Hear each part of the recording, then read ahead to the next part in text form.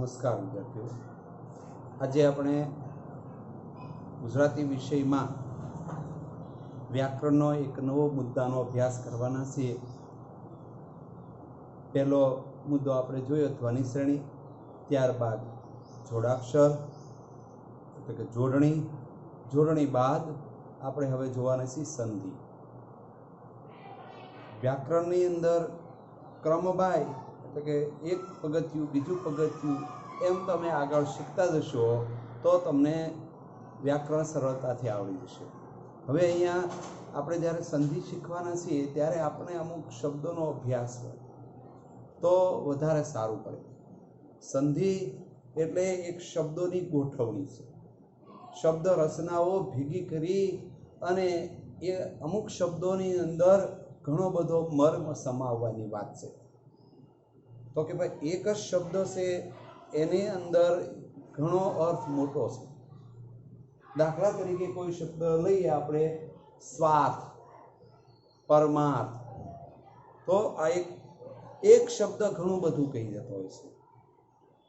તો એમ જ્યારે એવા શબ્દોનું જોડાણ હોય ત્યારે એ શબ્દને જે છે એ સમજ મેળવવા માટે એનો વિસ્તાર કરવાનો થાય, એટલે કે એની અંદર રહેલા શબ્દોને છૂટા પાડી તો જ એના સાચા અર્થ સુધી આપણે પહોંચી શકીએ, આપણને સાચો અર્થ આવડી જાય. એટલા માટે એના અર્થની સમજ માટે એ શબ્દોને છૂટો પાડવામાં આવે, અને છૂટો પાડવાની પ્રક્રિયા એટલે સંધિ છે. એક શબ્દની અંદર એક કરતાં વધુ શબ્દોનો સમાવેશ હોય એવો એક શબ્દ જેને સામાસિક શબ્દ કહેશે. આ શબ્દ તમારે આગળ પણ ભણવામાં આવશે. સમાસ ભણશો તો એ સામાસિક શબ્દ હશે, અને એ સામાસિક શબ્દને આધારે તમે એ સમાસને ઓળખતા થશો. તો એનું વર્ગીકરણ આવડે, આપણે એનો વિસ્તાર કરતા આવડે તો આપણને એમ કહેવાય કે એ સંધિ આવડી જાય.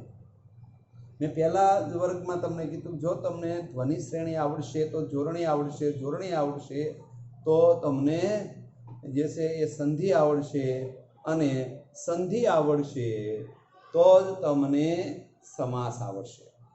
એટલે કોઈ એક વસ્તુ શીખી લેવું એ શક્ય નથી. બધું જ જ્યારે તમે શીખશો ત્યારે જ એ બધું તમને આવડશે. એટલા માટે અહીંયા આપણે આજે સંધિની વાત કરવાના છીએ. સંધિનો મુદ્દો એકદમ સરળ છે. શું કરવાનું છે?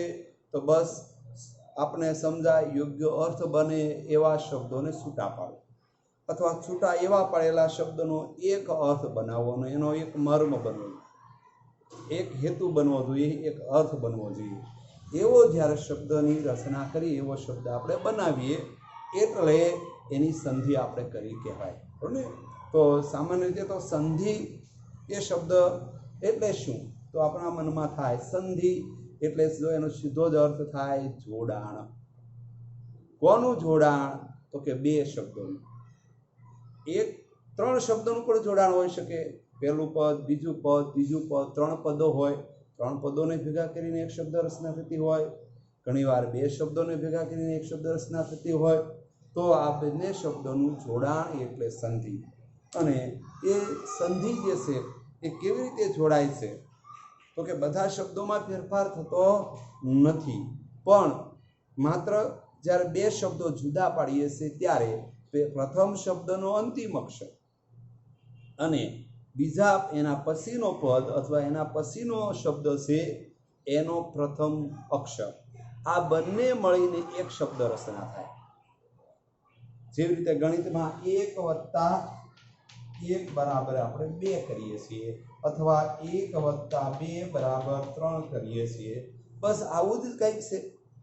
સંધિમાં કાંઈ વિશેષ નથી, પણ થોડુંક સમજી લઈએ તો સરળતાથી આપણે આવડી જાય. સરવાળો, ભાષાનો સરવાળો, ભાષામાં શબ્દોનો સરવાળો તમે કરી શકો તો તમને સંધિ આવડી ગઈ.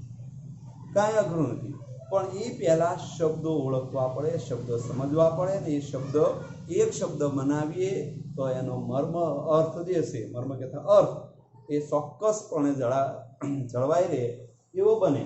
એટલે આપણે સાચી સંધિ કરી ગણાશે. તો અહીંયા જો મેં તમને લખાવ્યું છે આ બોર્ડમાં, તો આપણે તમારે લખી લેવાનું છે, બરાબર. અને આ તમારા પાઠ્યપુસ્તકમાં હશે, નવનીતમાં પણ હશે, કોઈ પણ સાહિત્યમાં પણ તમને જોવા મળશે. એમાંથી પણ તમે લખી શકો, અને એ મેં લખાવ્યું છે એમાંથી પણ તમે ચોક્કસ લખી શકો, બરાબર ને. તો અહીં જો લખ્યું છે કે સંધિ એટલે જોડાણ, બરાબર ને. સંધિ એટલે જોડાણ. પછી બે કે તેથી વધુ શબ્દો જોડાય ત્યારે પહેલા શબ્દનો અંતિમ અક્ષર અને બીજા શબ્દનો પ્રથમ અક્ષર સાથે જોડાય, બંને એક થાય તો એને સંધિ કરી કહેવાય. તો આવી સંધિ કેટલા પ્રકારની હોય? તો આમ તો સંધિમાં કેટલાક વ્યાકરણોમાં 2 પ્રકાર જોવા મળે, ક્યાંક 3 પ્રકાર જોવા મળે મુખ્યત્વે. પછી પેટા પ્રકારો એના હશે, પણ એના મુખ્ય 2 પ્રકારો છે એની આપણે વાત કરી. કે મુખ્ય 2 પ્રકારો છે, સ્વર સંધિ અને વ્યંજન સંધિ. જોઈએ આ સ્વર સંધિ અને વ્યંજન સંધિ, આ એના 2 પ્રકારો છે. તો કોઈ વ્યાકરણની અંદર કે કોઈ વિદ્વાને વળી ત્રીજો એક પ્રકાર પણ એમાં સમાવેશ કરેલો છે. કયો છે ખબર છે કોઈને? તો એ પ્રકાર છે વિસર્ગ સંધિનો. કયો છે? વિસર્ગ. તો વિસર્ગ સંધિ, વિસર્ગ એટલે શું? તો કે શબ્દોની અંદર વિસર્ગ આવે. વિસર્ગ કોને કહેવાય? પેલો આપણે હ, 12 અક્ષરના 12 કક્કામાં પછી એ આવે છે ને, હકાર ઉચ્ચાર આવે છે, અને એ ઉચ્ચાર જ્યાં આવતો હોય, એવા વચ્ચે એવો ઉચ્ચાર આવતો હોય એવો કોઈ શબ્દ હોય તો એ શબ્દની સંધિને વિસર્ગ સંધિ તરીકે ઓળખાય.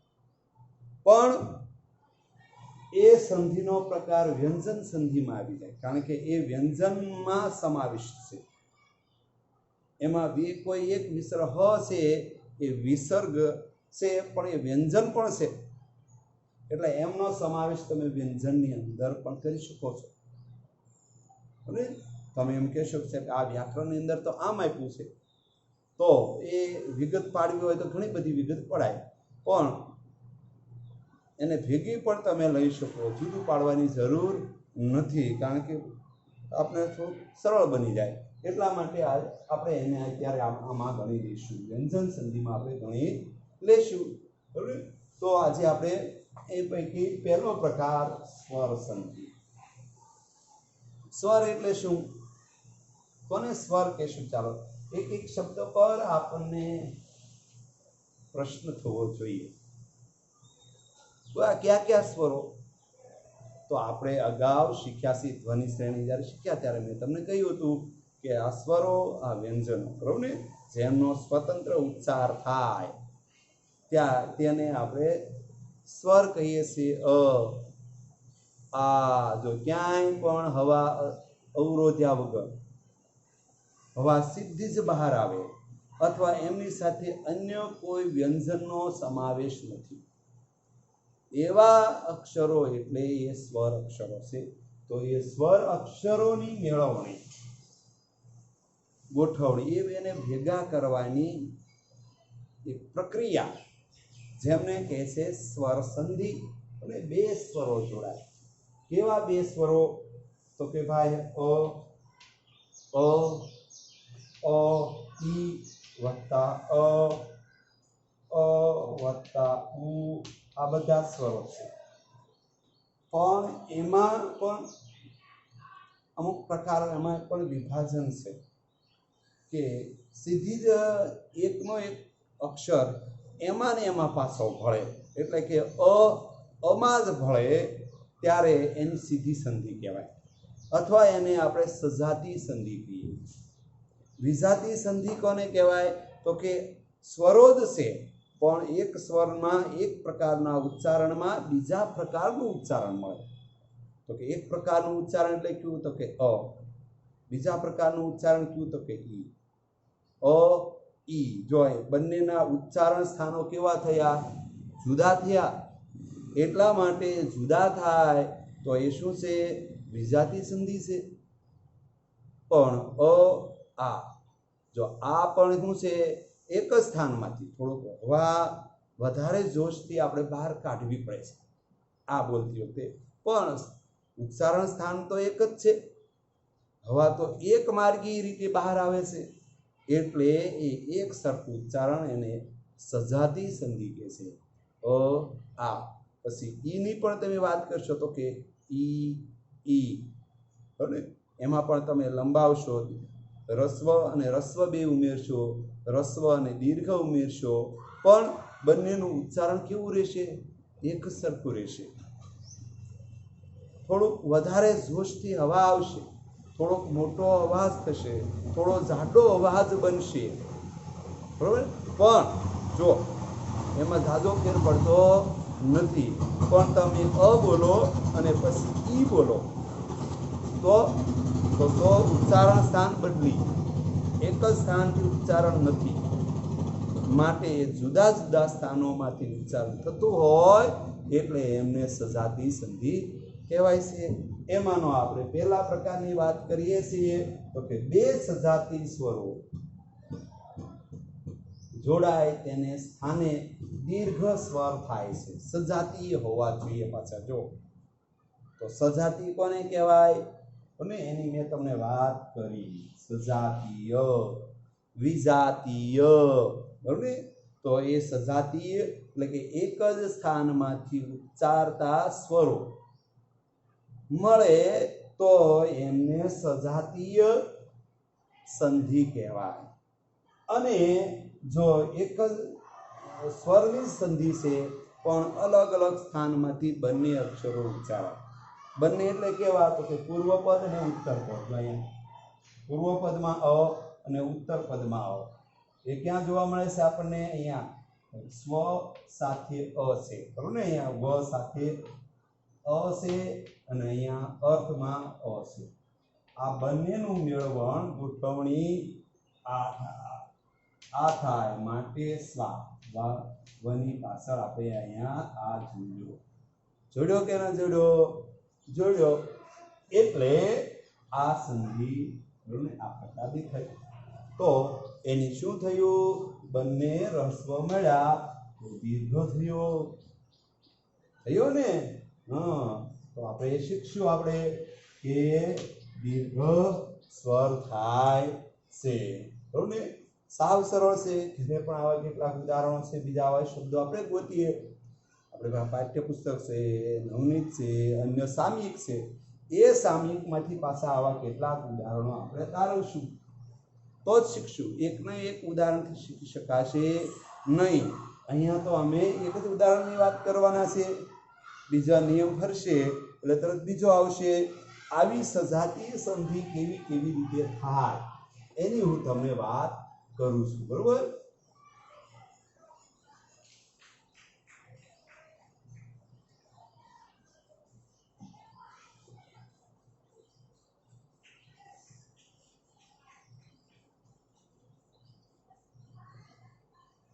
ધોરણ 9 માં આપણે અભ્યાસ કરતા હતા ત્યારે આ શીખ્યા હતા, બરોબર?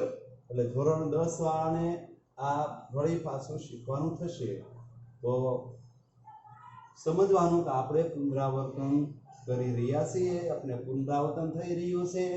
અને ધોરણ 9 ના વિદ્યાર્થીઓ જે જોવે છે, જે અભ્યાસ કરે છે, એમના માટે નવું છે, પણ એ તમારા અભ્યાસમાં આવે છે. એટલે તમારે પણ એ રસપૂર્વક એમનો અભ્યાસ કરવાનો. જ્યારે કોઈ પણ વસ્તુનો અભ્યાસ કરીને આપણે રસપૂર્વક આવડવું જોઈએ. એટલે ધ્યાન રાખજો ખાસ. અને હું મારી સાથે તમે ફોનમાં વાતચીત કરશો એટલે હું તરત પૂછીશ કે ચાલો સજાતી સંધિ એટલે શું, મને સમજાવો. તો તમારે મને સમજાવવું પડશે કે બે સજાતી અ અને અ બંને એક જ સ્થાનેથી ઉચ્ચારણ થાય છે એટલે એ સજાતી છે. આમ તમે જવાબ નહીં આપો એટલે હું સમજી જઈશ કે તમે મારો વિડીયો બરાબર જોયો નથી. એટલે ધ્યાન રાખજો, બરોબર? તમે બધા એ ધ્યાનપૂર્વક જોજો, તમને આવડી જશે. કશું જ અઘરું નથી. જો અહીંયા અની વાત કરીએ આપણે, અ બે અ વત્તા અ બરાબર આ. સજાતીની જ વાત કરું છું, એ ધ્યાન રાખજો. આ સજાતી છે, બરોબર? પછી અ વત્તા આ બરાબર આ વત્તા અ બરાબર આ, પછી આ વત્તા આ બરાબર આ થયું ને બધું. જો અહીંયા સજાતીમાં બધું કેવું થયું? દીર્ઘ. બરોબર ને? બધા જ આ જે છે દીર્ઘ બનશે. તો આ અની વાત થઈ. બરોબર? એ જ રીતે ઈમાં પણ જુઓ, ઈ રસ્વઈ. બરાબર? આજની કઈ છે રસ્વઈ વત્તા રસ્વઈ બરાબર દીર્ઘઈ. જો દીર્ઘઈ લખો ને ત્યારે એનું પાંખડું નીચે તરફ આવવું જોઈએ. હા, અહીંયા પણ આપણે સાથે સાથે જોડણી જોતા જઈશું. જોડણીની ભૂલો અહીંયા પણ આપણે નહીં કરીએ. એક એક બાબત, નાની નાની બાબતની કાળજી લઈશું. પછી રસ્વઈ વત્તા દીર્ઘઈ બરાબર દીર્ઘઈ. બરોબર ને? પછી દીર્ઘઈ વત્તા રસ્વઈ બરાબર દીર્ઘઈ. દીર્ઘઈ વત્તા દીર્ઘઈ બરાબર દીર્ઘઈ. એ વાત એ જ રીતે તમે ઉમાં જુઓ તો ઉમાં પણ એવું જ છે. તો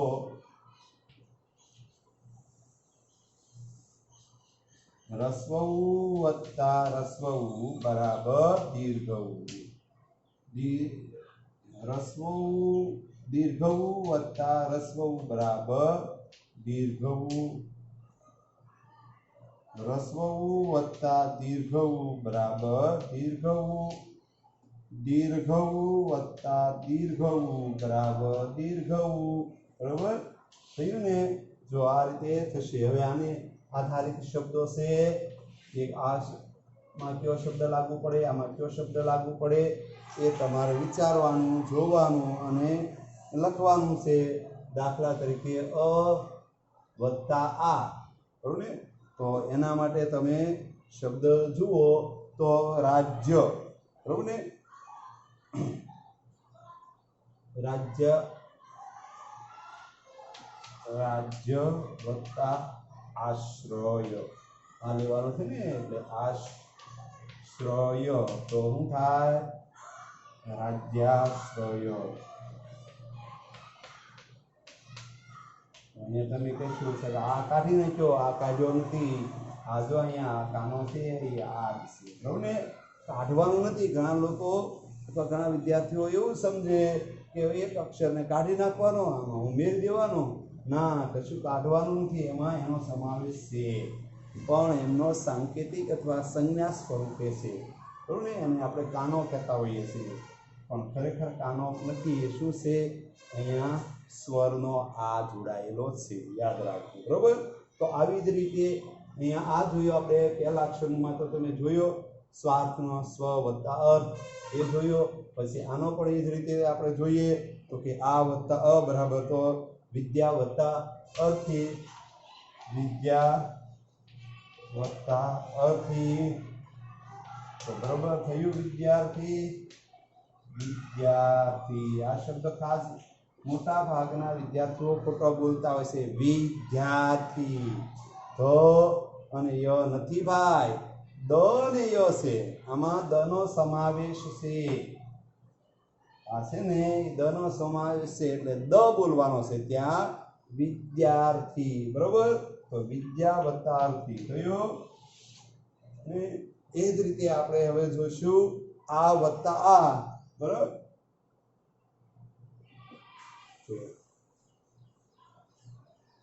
આ વત્તા આ તો દયા વત્તા આનંદ. શું શબ્દ થશે? તો તરત તમે કહેશો દયાનંદ. દયાનંદ થઈ ગયું ને? એને સાવ સરળ, મજા આવે એવું છે. એ જ રીતે તમે ઈ ના શબ્દો પણ જોઈ શકો છો. બરોબર ને?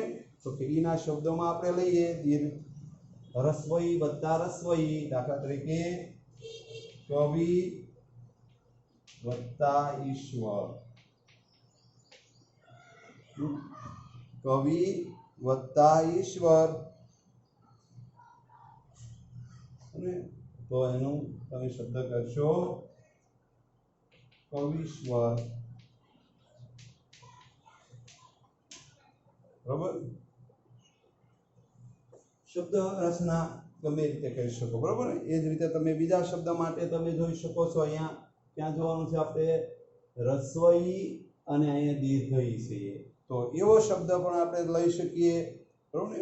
તો કે ભાઈ પરી વત્તા ઈક્ષા, પરી વત્તા ઈક્ષા. જો આ પરીક્ષાની સંધિ ખાસ પૂછાય છે,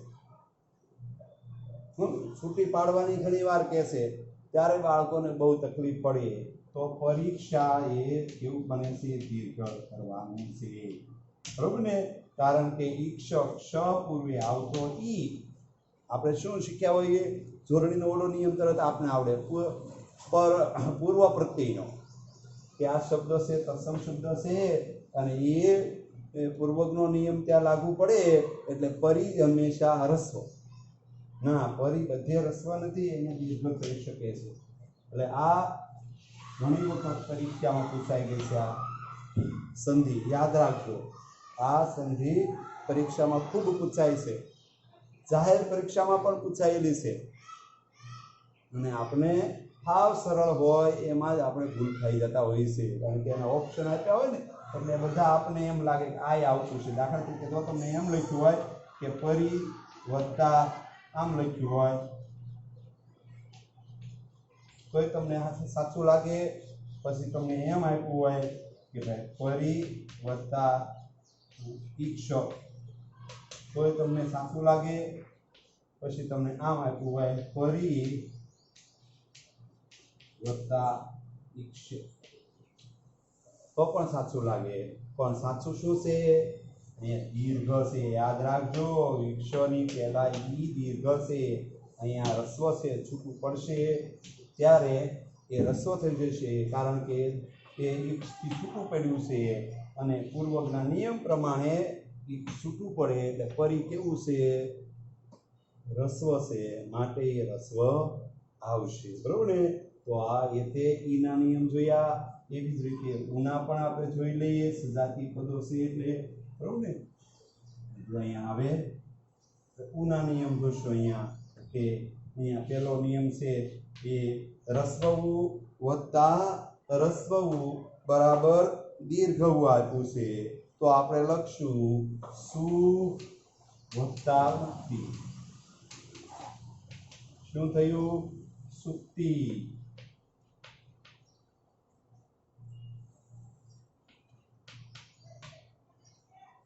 શું છે? કેવો થયો? દીર્ઘ થયો, કારણ કે આપણે લખ્યું છે રસ્વ વત્તા રસ્વ બરાબર દીર્ઘ. જ્યારે સંધિ એની છૂટી હોય અને ભેગી કરો તો એનો તમારે દીર્ઘ બનાવવાનો છે, યાદ રાખજો, ભૂલ થાય નહીં. એ જ રીતે તમે શબ્દ જોઈ લો, સિંધુ વત્તા ઉર્મી.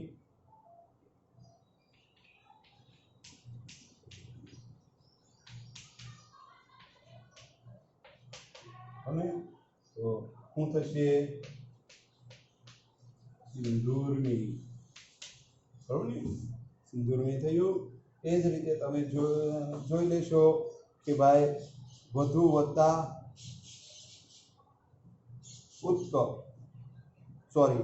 વધુ વત્તા ઉત્કર્ષ,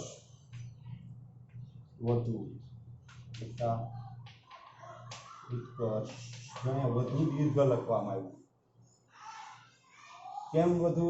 કારણ કે તમે વધુમાં બે વધુ હસ્વ કરો તો એ અર્થ અલગ થાય. વધુ આમ તમે કર્યું હોય તો એનું શું થાય છે? એ વધારે ઝાચું એવું થાય. અને આ બધું એટલે પત્ની, દંપતી પૈકી જે સ્ત્રી પાત્ર છે એમને વધુ કહેવામાં આવે છે. નવવધુ, નવી પરણેલી સ્ત્રી, પણ અહીંયા ખાલી વધુ છે એટલે પત્ની એવો શબ્દ પ્રયોગ આપણે કરશું તો એનો દીર્ઘ કરશું એટલે વધુર્મી થશે. વધુ વત્તા ઉત્કર્ષ છે તો વધુત્કર્ષ, વધુત્કર્ષ, બરોબર છે ને? સરળ, મજા આવે એવું છે, આવડી જાય એકદમ સરળતાથી આપણે આવડી જાય એવું છે. વધુ વત્તા ઉર્મી તો વધુર્મી થશે. એ જ રીતે બંને તમે શબ્દો દીર્ઘમાં લ્યો તો વધુ વત્તા ઉર્મી, તો વધુર્મી. તો અહીંયા થઈ આ બધી સજાતીય, એવી સજાતીય સંધિ. લાગે છે કઈ અઘરું? એકદમ સરળ છે, પણ ધ્યાનપૂર્વક તમારે જોવાનું છે, શીખવાનું છે અને એનો અભ્યાસ કરવાનો છે, તો જ આવડશે. માટે કોઈ ઉતાવળ કરવાની નથી, ધ્યાનપૂર્વક આનો અભ્યાસ કરવાનો છે. તો આજે આપણે સ્વર સંધિમાં સજાતી સંધિ વિશેનો અભ્યાસ કર્યો.